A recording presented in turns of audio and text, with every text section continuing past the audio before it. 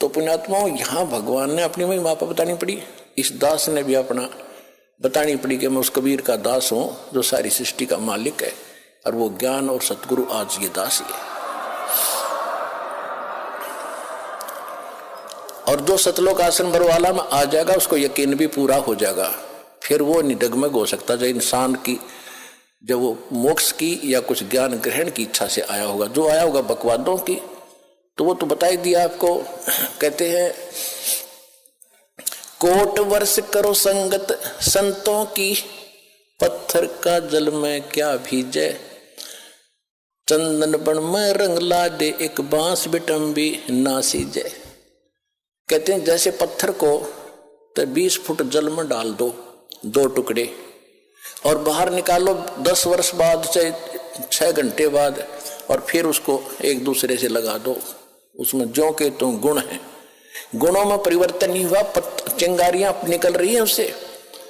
और इसी प्रकार चंदन का जो पेड़ वृक्ष होता है, आसपास के सभी नीम को, जंडी को, पीपल को, जितने भी पेड़ होते हैं अपनी महक छोड़ छोड़ कर चंदन जैसी महक वाला बना देता है, बहुमूल्य बना देता है। लेकिन एक बांस होता, बांस जिसकी लाठी बने, मच्छरदानी बने, इसका असर नहीं होता, चाहे उस चंदन के वृक्ष के साथ में उग जा, उसमें वो ग्रहण करने का गुण ही नहीं है। तो जो यहाँ आएंगे कुछ जिज्ञासा लेकर के, मोक्ष आधार मान करके, उनका तो लाभ होगा ही होगा। उनको तो समझ में आ ही जाएगा कि विश्व में आज कोई गुरु नहीं है, इस दास के अतिरिक्त सतगुरु भी नहीं है।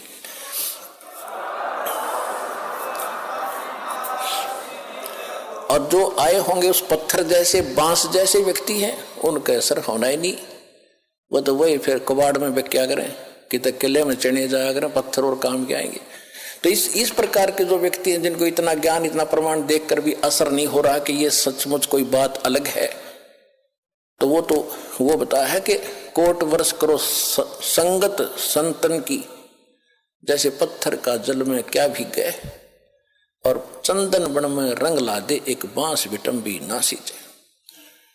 तो इसी प्रकार परमात्मा ने बताया कि देखो ये आ रहा तुम्हारा भगवान, और तुम वेद पढ़ो और गीता पढ़ो और पुराणों को सत्य मानते हो। और पुराणों में ये लिखा है, वेद में कहीं लिखा है, श्री देवी पुराण के अंदर 5वें स्कंद में 414 पृष्ठ पे ये लिखा वेद व्यास जी ने कि सतयुग के ब्राह्मण वेद के पूर्ण विद्वान होते थे और दुर्गा की पूजा करते थे, खाक विद्वान थे वह। वेद गीता वेदों का सरल रूप समझ लो, ये तो आप आम जानते हो, आम हिंदू समझ सकता, उसमें सरलार्थ भी है। कहीं है गीता में दुर्गा की पूजा का प्रावधान? नहीं। उसमें मंत्र गिन के 3 दे रखे हैं। मेरा तो मंत्र है, ब्रह्म हूं मैं, श्री कृष्ण में बोल रहा है। और एक पूर्ण परमात्मा जिससे पूर्ण मोक्ष होगा, उसकी भक्ति करने से दोबारा जन्म नहीं होगा। मेरी भक्ति करेगा तो मेरा भी जन्म तेरा भी जन्म सदा रहेगा, परम शांति नहीं हो सकती। वही वेद बताते हैं। वेदों का जो का तो सारांश है, ये छोटा सूक्ष्म रूप है कई वेद इस गीता में दुर्गा की पूजा।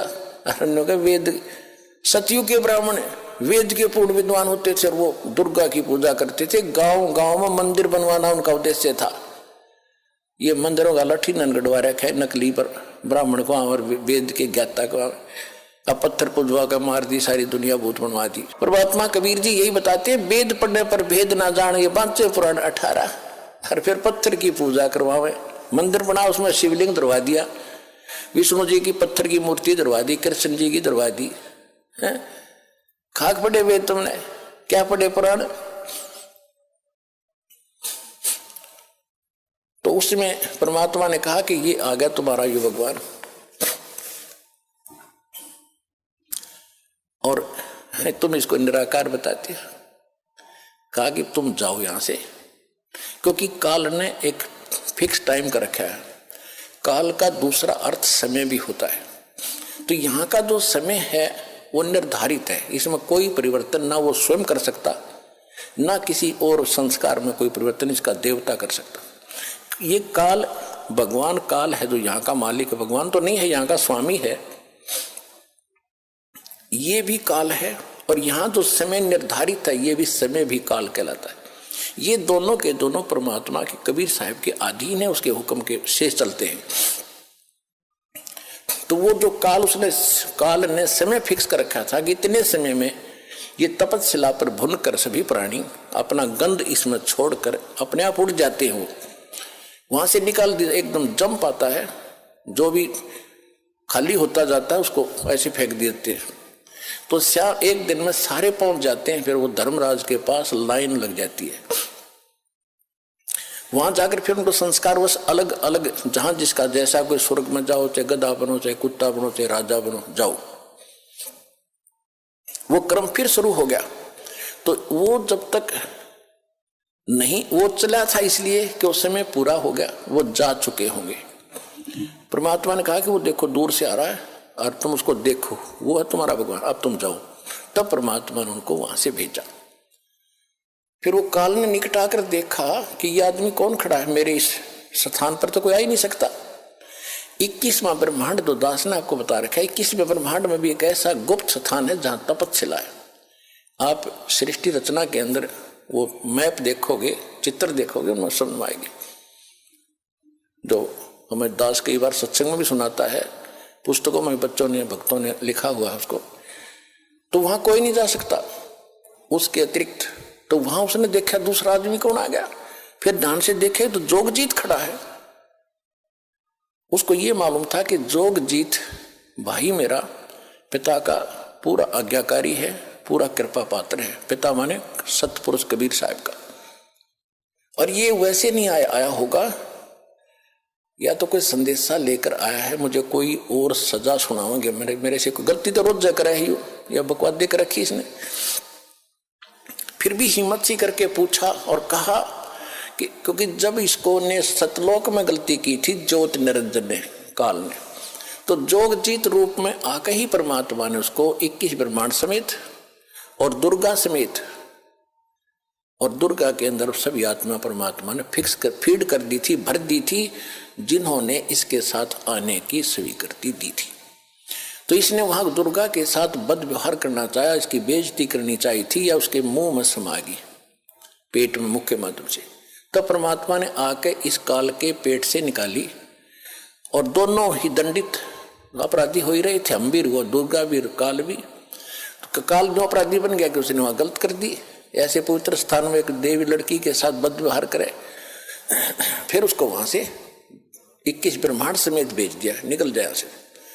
उस समय इसने हाथ जोड़े जोगजीत रूप में कि माफ कर दे, मेरे से गलती होगी और मुझे यहीं रख लो, पिताजी से प्रार्थना कर दो। तो बोला भी प्रार्थना मैंने कर ली, आप जाइए यहाँ से। जबरदस्ती 21 ब्रह्मांड समेत इसको यहाँ 16 शंख कोस की दूरी पर भेज दिया। एक कोस में 3 किलोमीटर होते लगभग। 48 शंख, नील पद्म शंख, इतने किलोमीटर दूर ये 21 ब्रह्मांड आगे। उसके बाद इसने अपनी मनमानी शुरू कर दी कि मेरा कौन के बिगाड़ेगा। तो जब वो जोगजीत रूप में परमात्मा इसके लोक में आ गए, तो इसने वो प्रतिशोध लेना चाहा जो उसने वहां से निकाला था जोगजीत रूप में। और उस समय भगवान जोगजीत रूप में खड़े थे। तो काल ने कहा कि जोगजीत तू यहां क्यों आया, यहां क्यों आया, और पुरुष वचन हो तो मुझे सुनाओ।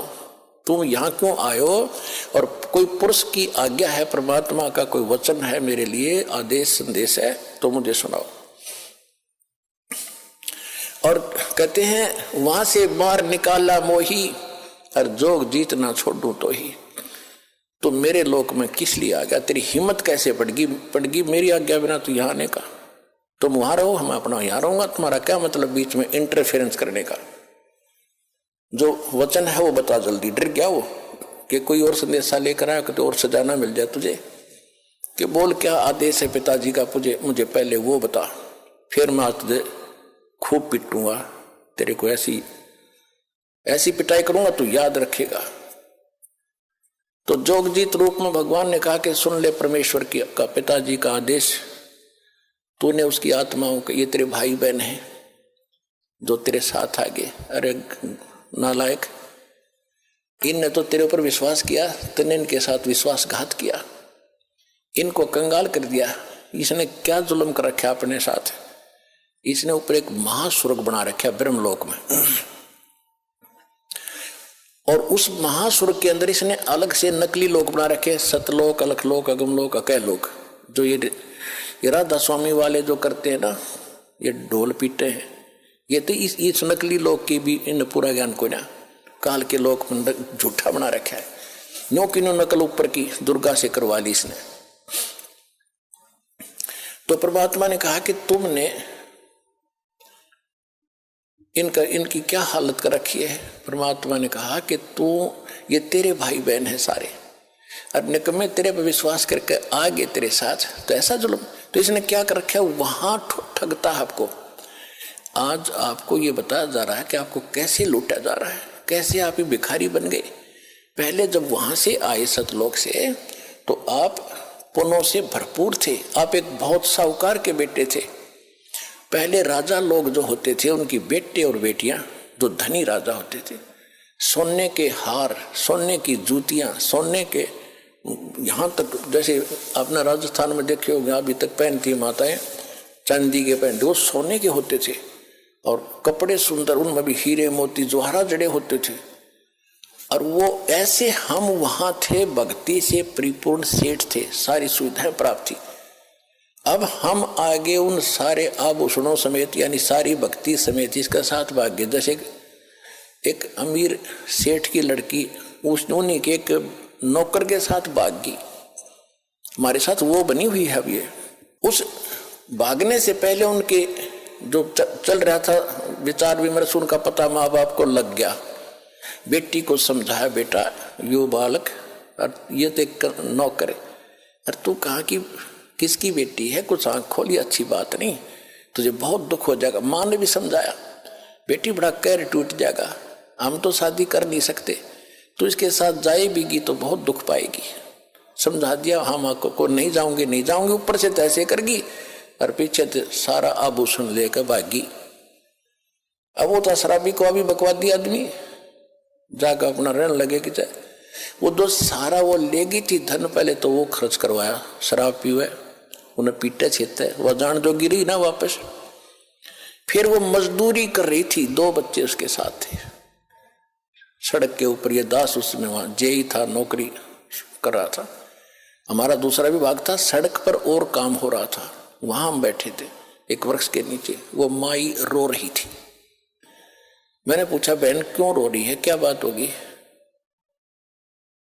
उसने फिर अपना सारा दुख बताया कि मैं एक बहुत बड़े सेठ की, साहूकार की बेटी थी, और जो मेरा पति है ये वहां नौकर था, और मेरे माँ ने बहुत समझाया मुझे, मेरा अकल नहीं आई, मैं इसके बाद तम आकर इसके सारा धन लेकर भाग गई।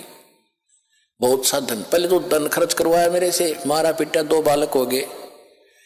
अब भी शराब पीता है मुझे, मैं नौकरी या मजदूरी करती हूं, जाते इनको छीन लेगा, टाइम पर टूक भी नहीं है, रो रही हूं अपने कर्मों को।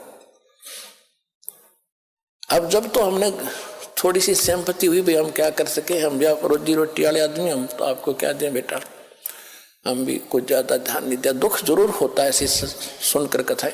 तो अब मालिक का ज्ञान होने के बाद अब पता चला हमारे साथ ऐसा बना, अब ये हमें लूट रहा है, सता रहा है, हमारी ब्रेन माटी कर रहा है, मजदूरी करो, लाओ कमा कर मैं खाऊंगा। कैसे?